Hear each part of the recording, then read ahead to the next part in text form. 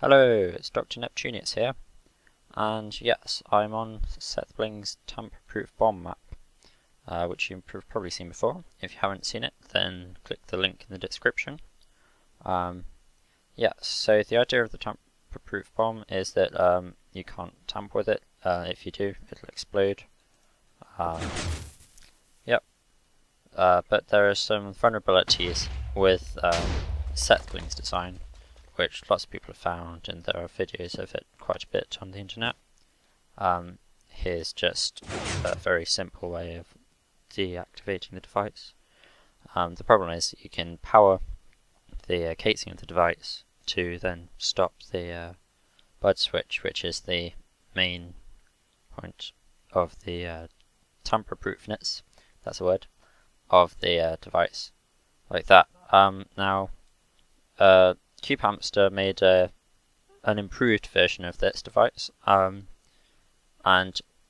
there are some problems with his device as well, which I'm going to go over now, and then I will show you my version of the device and me building it. So that's what this video is about. Just thanks to Sethbling and to Cubehamster. So yeah, on with the video. Okay, so we're here on Cubehamster's map, his diaboxical challenge even. You can see that in the description as well. So yes, the vulnerabilities with this, which I have seen, you can power the device from the bottom in the following manner.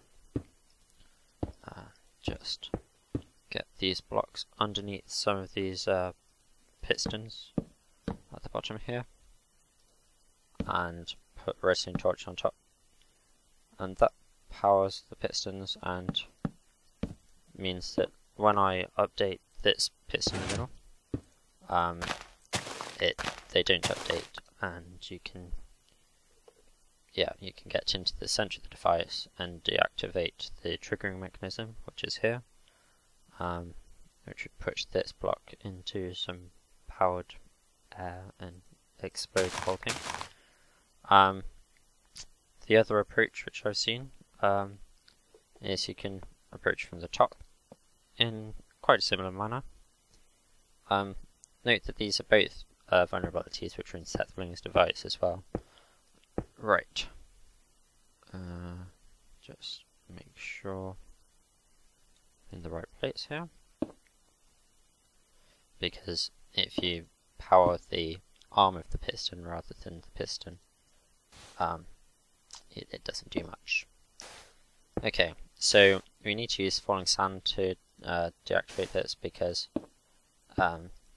Cubehamster, being cunning, used redstone ore, and when you place blocks next to that, or even stand on that, the redstone ore glows, and that causes a block update and triggers the device off. Unfortunately, for whatever reason, falling sand does not cause the block update, so you can place these sand blocks on top and power and get on into the device in a similar method to the way we got in from the bottom, and destroy the triggering mechanism again in the same way. So that's that. I think it's time to get onto my device now. Okay, so here is where I'm going to build my device, on top of a village, because I think that's kind of cool. Just add a bit of a threat for the bomb going off. So yes, what my main goals are with creating this is that the bomb will be truly untamperable, as far as I'm aware. And yes, there will be a time limit for the bomb to go off as well. I shall show you how I will achieve that as I build it. So here we go. Okay, so the first thing to note is that I'm going to put all of these pistons at the bottom, all facing down rather than sideways. This means that it's impossible to power these pistons from the bottom, because there's a block in the way. If you try and power with that block, that doesn't power the piston. In fact, powering that block, I think, should cause an update. Definitely removing the block causes this to update and the whole device to explode. So that makes it a lot more secure. So just around the edge here, I will put them sideways, but this is just a kind of redundancy thing at the edge here. It could be any block.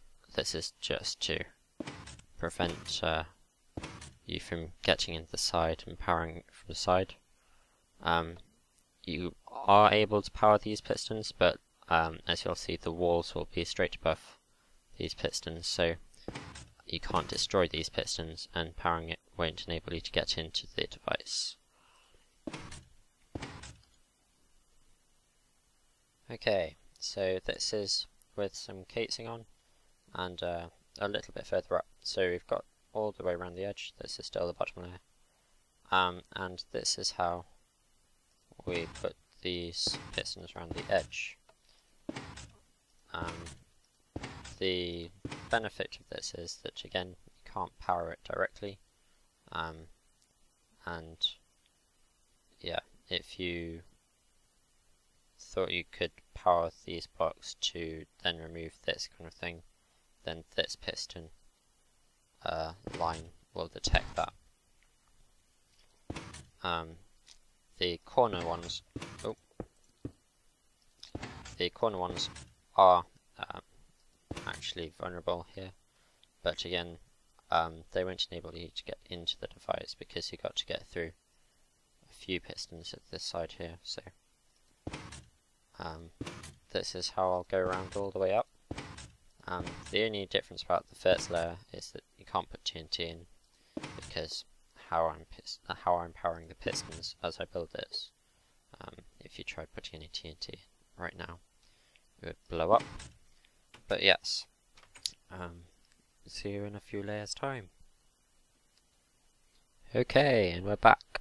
So I've built a few more layers up, the same configuration all the way around the outside as I explained, and beneath these TNT there's just 2 layers of TNT, and then I've got this layer of extended pistons to try and keep this the TNT a bit more secure if you do manage to get inside the casing, which I don't think is possible, but redundancy is the best policy.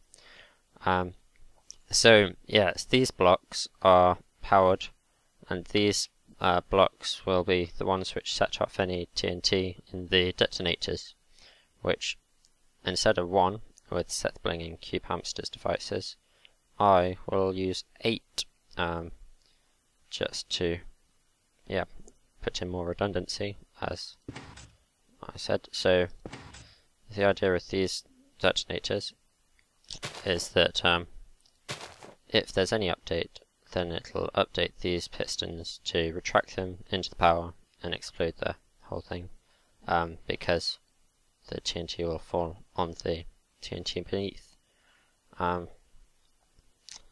Yes, so that's about it with the detonator. There is one further redundancy thing which I'm going to put in, which is I'm going to put some sand on top of these pistons here, which is purely to prevent people from trying to disable the detonators with water, because when the TNT goes back and gets detonated, the sand will fall on top of the TNT, and the TNT and the sand will occupy the same space, and the TNT will blow up even if it's underwater in that case. So I'm going to put sand on all of these as well. Yep, so lots of redundancy here. That's about it. See you in a few more layers. So I'm back again, and yep, I'm a few layers higher again. This is my version of the timing mechanism, which Cubehamster included in his device. The point of this is that the vines will grow down into the extended pistons down there, trigger off the device if the person doesn't get in here and destroy these vines in time. And yeah, that's basically it. It's fairly simple. I'm not entirely sure how long it will take for the vines to grow down there, but I will do some testing and see how that does. I'm pretty sure that should work. It'll probably give you about half an hour or something like that. I don't know. We shall see. Okay, so I'm back again. I'm a few layers up again. As you can see, I've started shaping it inwards.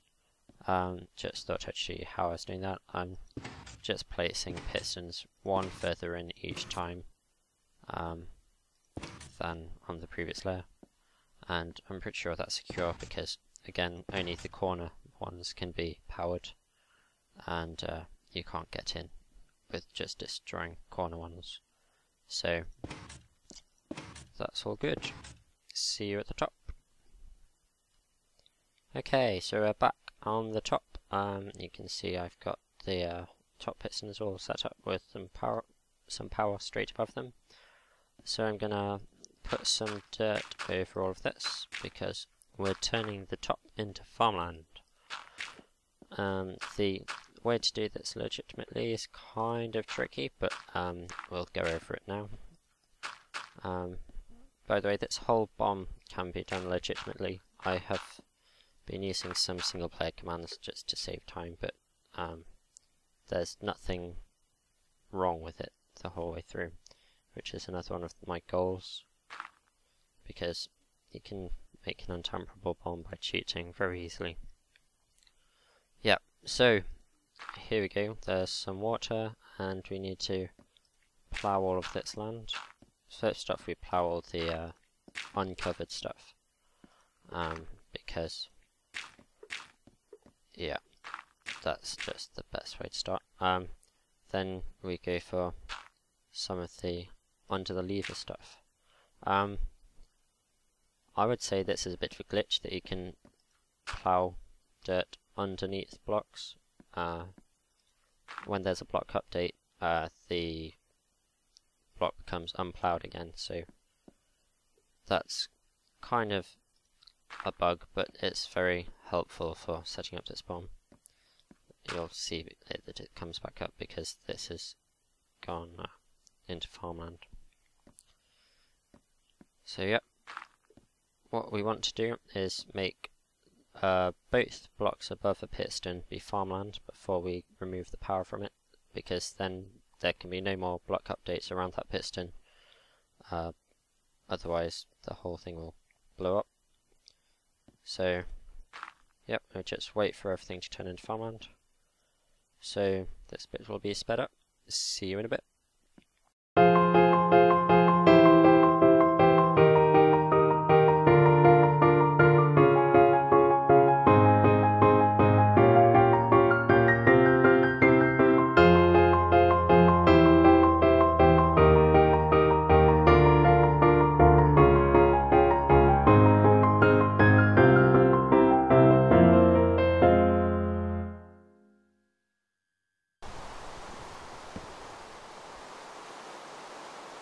So there we have it. I'm gonna turn the rain off because that's annoying. Yeah, the bomb is now primed and ready to go. I will release the map in the description, and good luck trying to stop it, because I don't think there's a way of doing it. I'd be very impressed if you could figure it out. Please leave a video response, of any attempts even, but I'd imagine they'll mostly just be explosions. So yeah, see you next time, and oh crud, there's a hole in there. No worries, that's fine. That doesn't change anything. Good luck, and see you in a bit. Bye.